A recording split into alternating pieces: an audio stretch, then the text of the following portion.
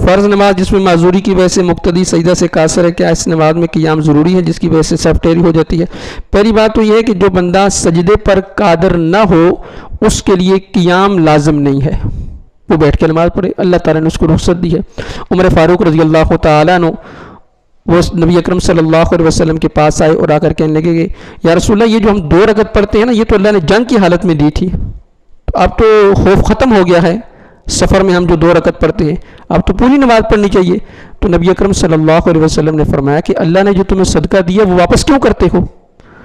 تو اسی طرح جب اللہ نے رخصت دی ہے تو اپنے اوپر مشقت کیوں کرتے ہیں؟ جب بندہ سجدے پر رکوع پر قادر نہیں ہے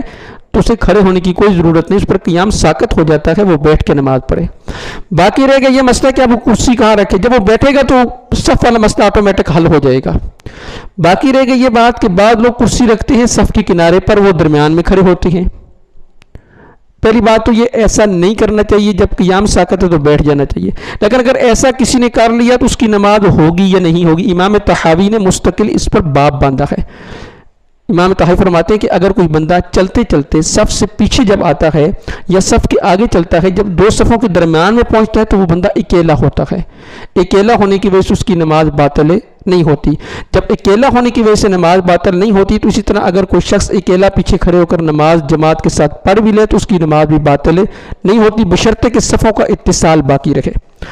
آگے اگر مقتدی نماز کرسی پر بیٹھ کر پڑھے تو صف کا حسن برقرار رہتا ہے۔ ہر مسجد میں کرسی والی نمازی ہوتے ہیں شرعی احکامات کے، وہ میں نے آپ کو عرض کر دیا کہ بیٹھ کر نماز پڑھنی چاہیے کرسی پر، اور کرسیاں کنارے پر ہوں،